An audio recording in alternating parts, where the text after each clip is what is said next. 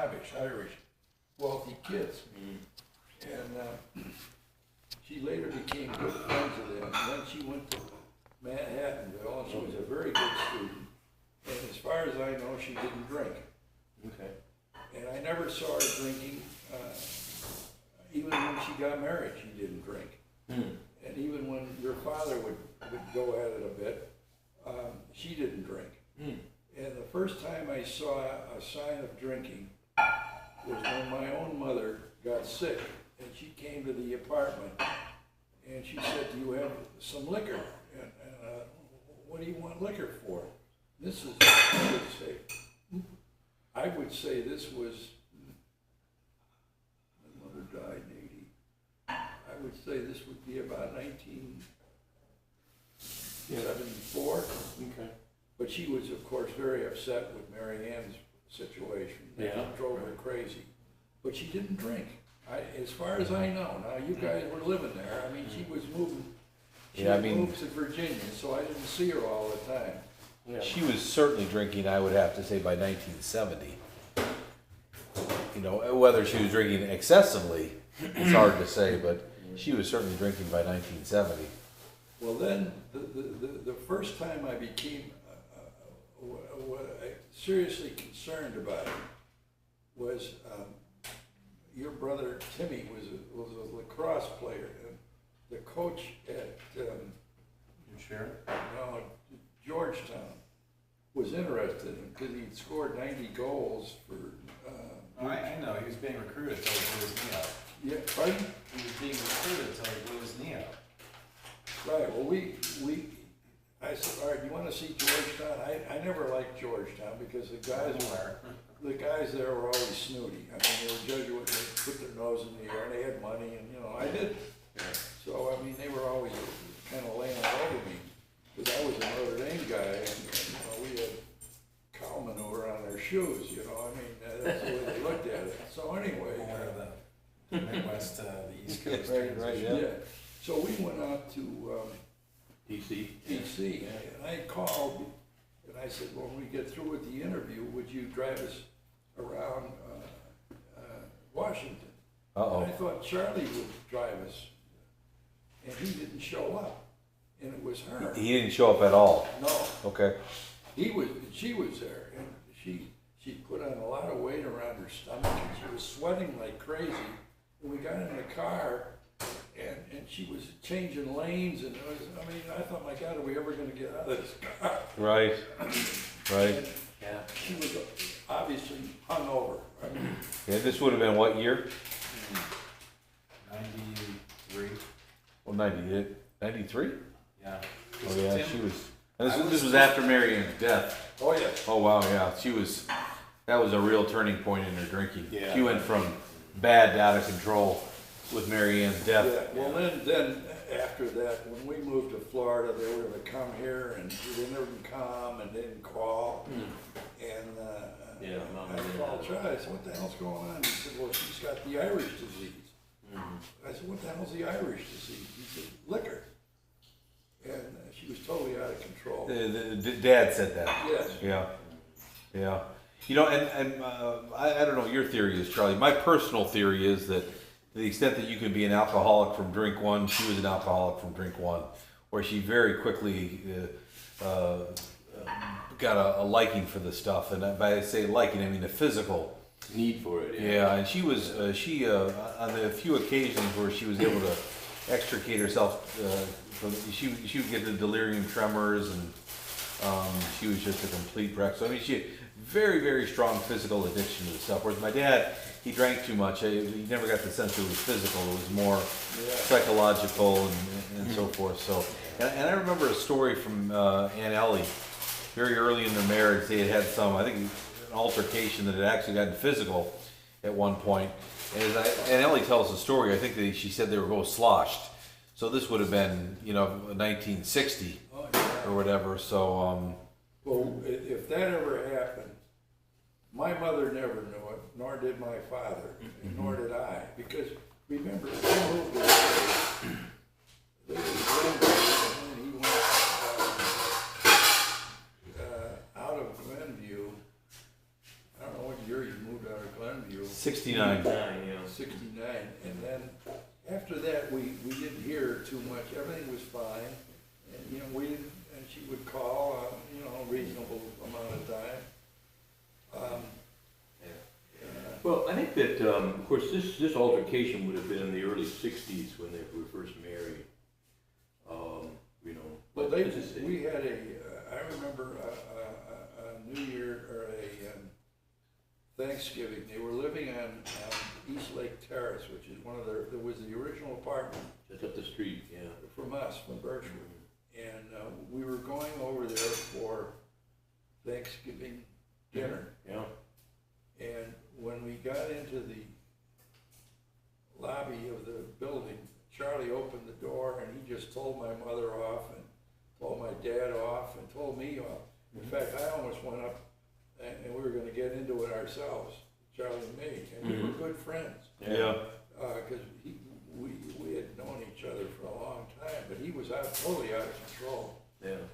And my dad grabbed me and said, "Get down here." And we left, and we were heartbroken because we didn't hear from Nancy Lou for maybe 2 weeks. Oh, wow. Didn't hear. We never knew what happened. When we went out to dinner somewhere, I don't remember what happened. And could you tell if my dad was 3 sheets to the wind? No, or? it was, as far as I know, I can't say that to be true. Yeah. But generally, when my dad would get even a small amount of beer in him or a half a glass of wine, he went from from high to Jekyll. Well, The whole personality would switch. Well, this was early in the day. This would be like 11 o'clock in the morning. I mean, Yeah, we were well. so I mean, he would. Right. Yeah. He wouldn't get into it. Oh, anyway, you know. But yeah, mom is a little more mysterious. But you're right. Our family doctor, Harvey Williams, you know, kind of spoke a little out of school, but he basically said, Charlie, he's talking to me. I've never seen a case so strong as your mother. I'm 79 years old, and I've been a doctor for almost 60 of them. And he said, by God, he said, I've never seen a case so strong. What I mean, strong. As my mother's case of alcoholism. He said, my God, he said, she just can't. Well, she went. She can drink on Antabuse, he said. Nobody can drink on Antabuse, but your mother can drink on Antabuse. What the hell's that? It's supposed to make you just vilely sick to your stomach if alcohol enters your stomach. Oh. It's a pill. And she could drink on the stuff. And when she really couldn't get to other stuff, she'd drink rubbing alcohol, she'd drink Oh, my anything she God. could. Yeah. It was a very severe case. I don't remember the rubbing. I definitely remember scope and things like that. I remember the other thing, Tommy. You know, you struggle a little bit with, you know, you see her in the worst possible condition where she's, you know, just looks horrible. She's vomited and everything else. And you know, why in the world would you do something like this to yourself? And I remember my dad saying something to me that kind of helped put it in context. He said, well, you never start that way. It's just that's the way it ends. When you first start, it feels great, and it's Nancy and so. Lou, But the other. she had a definite inferiority complex, and I have often thought about it where it came from, because my father was past. Yeah. He was not a man that got angry about things. I saw him angry, of course, but not It really wasn't bad. his MO. No. In 1941, I believe it was, I was 10 years old, so Nancy Lou was 5. My uncle Bob Crow, who was ex-state's attorney of Cook County and the leader of the Republican Party. This is the same one who did the scopes. Leopold and Yeah. Oral case. Yeah. My Uncle John, the doctor, and my Judge O'Connell, my mother's brother, and went down to the Breakers Hotel in Palm Beach, which is, I'd never been there before. It's the only time I've ever been there, actually. I've been to the later, when I retired.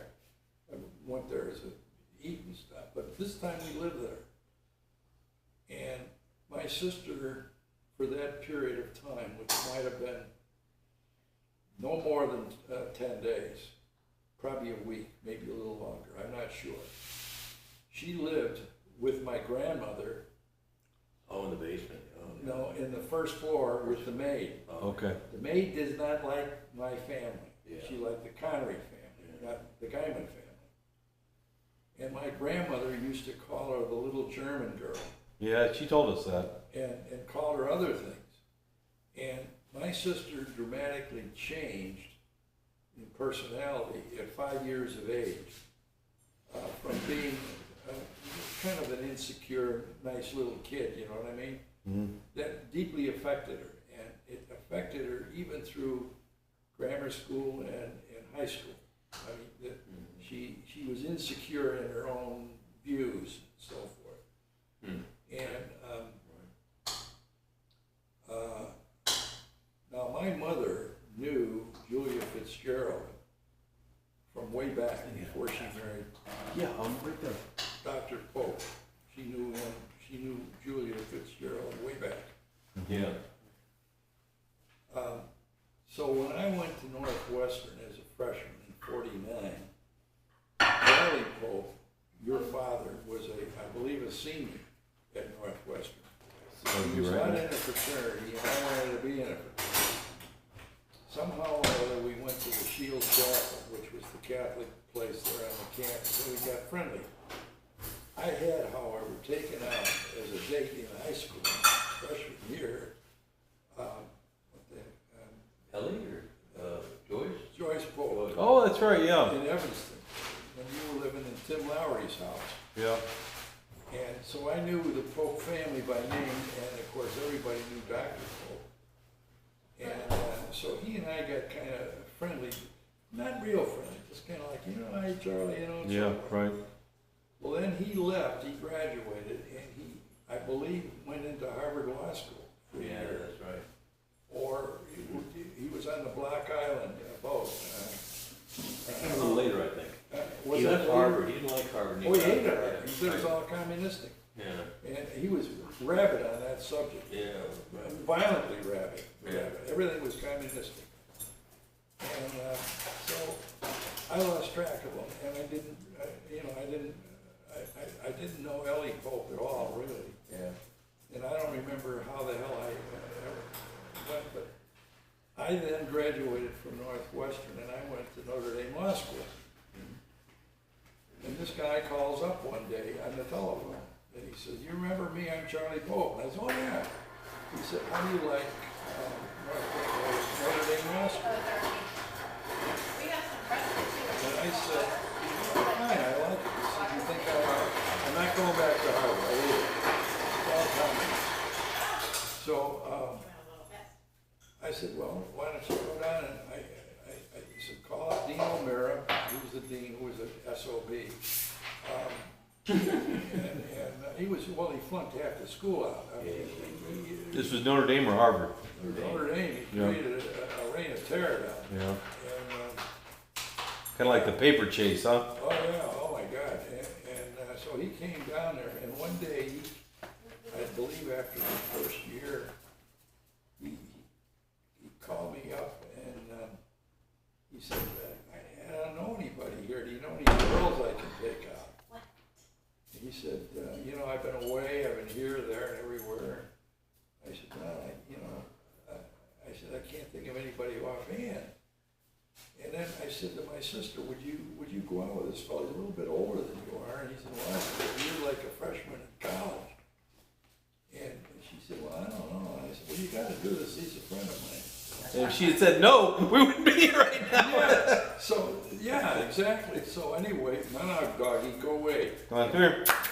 So I fixed him Oh, up. coming up? And all of a sudden, it was kind of like silent. She was going with some guy. And his name was Tommy O'Connor. Yeah, got some pictures of him, yeah. Yeah. And all of a sudden, there's kind of like quiet in the house. Where's Nancy Lou tonight? Well, she's going out. What's going on?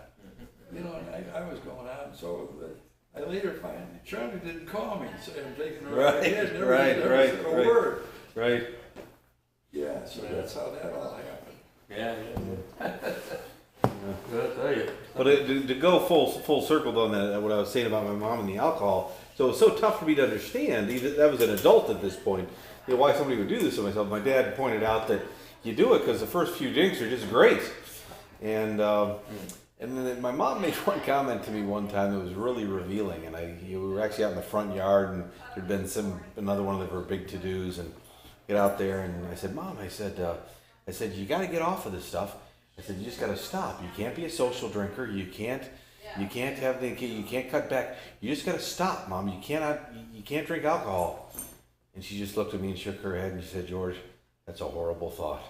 And it was just, you know, Totally it was you know, this. I think that, I don't know what kind of marriage they had, because she never talked about it. But Charlie had a problem. I mean, in the beginning, he got out of law school, and he got a job with that Morton Salt firm. And he got into a disagreement with somebody in the firm, and he went to work for, what the hell was his name? A real nice guy. And he just was very bitter against him. And then he said he's going to practice on his own. Well, I said, Jesus Christ, Charlie, I mean, where are you going to get business? You know, I mean. Yeah, you can advertise in those. No, there was no bit. Well, I mean, you know, lawyers, they just don't go out on their own. Well, he did, and he practiced in Glenview for, I don't know, 5 months, 6 months, and he couldn't make it. And so he then said, well, I'm going back in the Navy, and then he went back in the Navy. And then, of course, he got in that screw-up in Vietnam. And I never really understood the whole thing. But then he wrote a letter. We went out. Charlie was a man of his, he did what he wanted. I mean, he wrote a letter to some congressman. Did he ever tell you about that? I can't, so far it doesn't ring a bell. He was assigned to the JAG department in the Pentagon. I think in the intelligence division or something. I don't remember what it was. And we went out, we met him in Virginia. Now, is this when we were living in Virginia with Yes. kids? Yes. Uh-huh. We went to Tides Inn. Okay. And he got drinking pretty heavy there, but she didn't. Huh. And I was with my wife, and he was a little bit out of control. And he said, you know what I did? And I said, no, what did you do? He said, well, there's a congressman in my district. I don't know who the hell it was. And he said, see what I wrote. And he pulls out a copy of this letter in which he says that the JAG department is corrupt, needs to be investigated by Congress and the FBI. And I said, Jesus Christ, Charlie, you're looking to be court-martialed. Mm-hmm. And of course he said, well, they're going to do that anyway because of this Jensen trial that he had finished. I said, forget the Jensen trial, you know, it's over with. He said, well, the Justice Department has got to come in and clean up what's going on in the Pentagon. And I never heard after whatever happened after that, but I thought, my God, I mean, he'll never get promoted now. Yeah. Well, What happened? Well, you want to finish it, or? no, you go ahead. Well, basically what happened, he won. And they gave him 5 years back pay and an immediate promotion. So he did win that case. I don't know that he demonstrated there was a lot of corruption, but they certainly demonstrated that he had been. Oh, you know something about that. Yeah. That story I'm telling you, it makes, I mean. Well, the connection, I didn't know the connection to a letter to Congress or anything. Oh, yeah, he wrote a Congress, yeah. But I think by that time he'd been passed over for promotion down in Florida. They put him in a back desk job at the Navy Annex, and they were treating him pretty poorly, giving him bad fitness reports, and they were blackballing him. That's when he fought. He wrote that letter. I didn't know about the letter to the congressman, but he fought and he won. He won, and the Board of Appeals gave him 5 years back pay and immediate promotion to commander. So. And my mom, who by her nature was always. See, that wouldn't set well with my sister. Yeah. She didn't want controversy. Yeah. If there was controversy, she went the other way. Yeah. She was like my dad. Yeah, I got that from my mom too. Yeah, and so when Dad was coming down on us on stuff, most of the time deservedly, she kept her mouth shut and she just kind of, what do you think, Nancy? She'd go, and then she wouldn't say a whole lot, or if she did, she would just add a comment or two to kind of back up Dad. So she was very. Yeah. But the one thing I remember Dad saying though, or Mom saying, but Mom was very. I don't know that you call her savvy with money, but she was tight with money and very focused on money. Oh, she was always that way. And I remember her saying to us that if Dad hadn't gotten promoted, he wouldn't have gotten his 20 years in, and we would have declared bankruptcy because of bills with Mary Ann and everything else. So, you know, I don't know all the circumstances of the you know, how he got the it was called the Naval Board of Naval Corrections, whatever. He never mentioned this to me. Yeah. That's the first time I ever heard this. I'm almost shocked that he won because, you know, I don't know how you can go back and give somebody 5 years of back pay and a retroactive promotion and everything else. It almost seems impossible. Yeah. But he did, and had that not occurred, he wouldn't have gotten his Navy retirement, which would have had pretty profound consequences on us financially. Yeah. So, No. but yeah, it's Well, we came.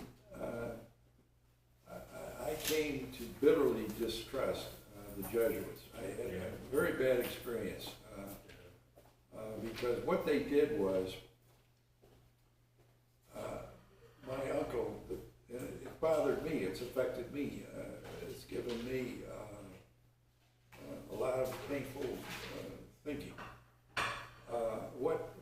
What he did was he got friendly with a Father McGuire, who was the head of Loyola in Chicago, the head guy, and a Father Ranke,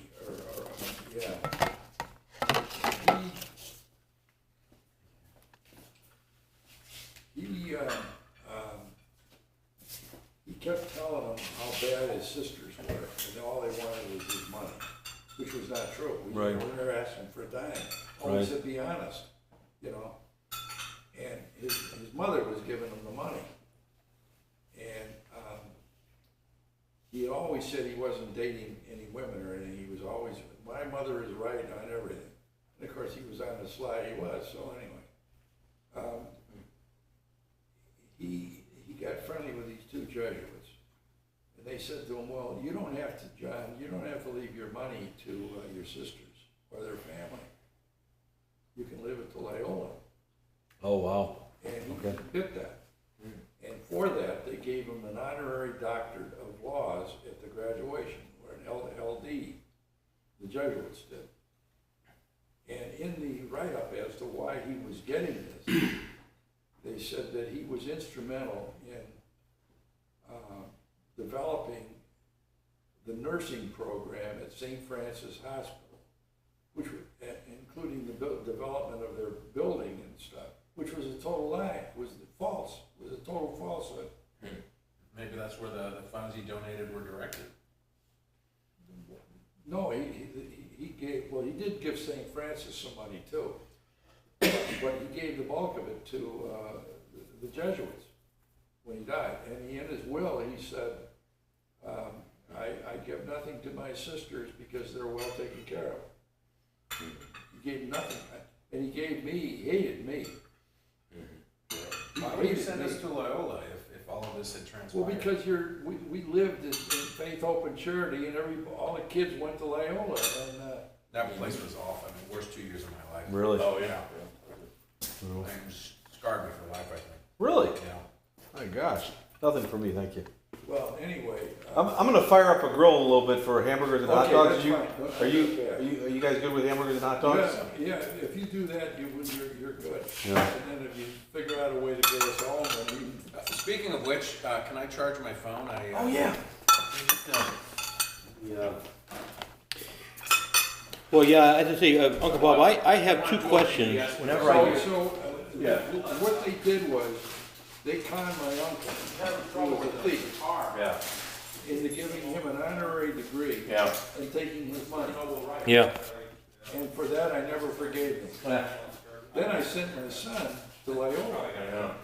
And my God, the president of his brother died. Turned out to be a pedophile. Oh, God. Two of his priests there were homosexuals, and 3 of the other teachers there died of AIDS. So I mean, holy cow. What copy of it, you had all the dissent they created in the church and. What's Apple? Yeah. Okay. Well, yeah. Anyway, I have two questions when I hear there's a Jesuit. I say, is he Christian? And is he Catholic? That's the second question. Because some of them are post-Christian, they don't even, some of the theology is just so bizarre. Well, I've never gotten into. Have you ever seen the movie The Mission? Yeah. Yeah, that was a required viewing freshman year at Loyola. Is that where they beat up these natives and Yeah, stuff? and then the Jesuit priests protect them and sacrifice their lives, and the betterment of the Well, local. the trouble with the Jesuits, I've read their history, because Well, they're controversial Always, yeah. always. because they started not as priests, but as almost. They were the Warriors, counter-revolutionaries. And it was to spread Christianity by whatever means available. Right? Yeah, they they lost lost their home. No, doggy, don't get into the food. Come here, Luna. Believe it or not, she's actually pretty good about that. Well, the Jesuits, they have not answered my letter with respect to, you want me to mail you a copy of my letter? Sure, yeah. Yeah, they have never answered it, and it probably won't. Yeah. And Father McGuire did another thing. I represented a company called Hickey and Company, not in everything, but on some matters. And Man Hickey Jr. was the guy that underwrote and bought public the stock in a company called Motorola. No. He made a fortune as a young man.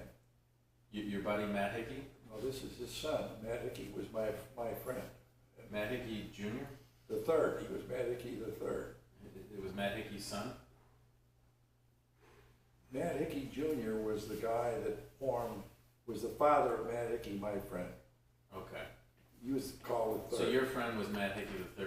Correct. He used to call up the house when I was young and say, is your dad there? This is the President of the United States. And we were so young, we were like, hey Dad, the President's on the phone.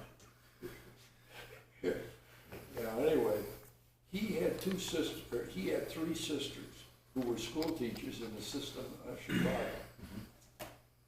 And Hickey and Company bought a very, very beautiful cooperative apartment on Lakeshore Drive where these four sisters lived and died. And as they died, they would give their money to the other sisters that were alive until there was one left. And her name was Loretta Hickey. And I did some work for Loretta Hickey by probating her other sisters' estates and stuff and so forth. Yeah. Somehow or other, or some way or other, all their money that they had was derived from being a school teacher through pensions and through their brother who got them into all their stuff, did all their trading for them and made them millionaires. Somewhere along the line, Father McGuire, who was head of Loyola, got a hold of Loretta Hickey. And he told her that, the Jesuits and so forth, and her brother's children were not really good Catholics and so forth. And the upshot of it was, when she died, the Jesuits had supplied an attorney that did their work, and she gave her entire estate to Loyola University.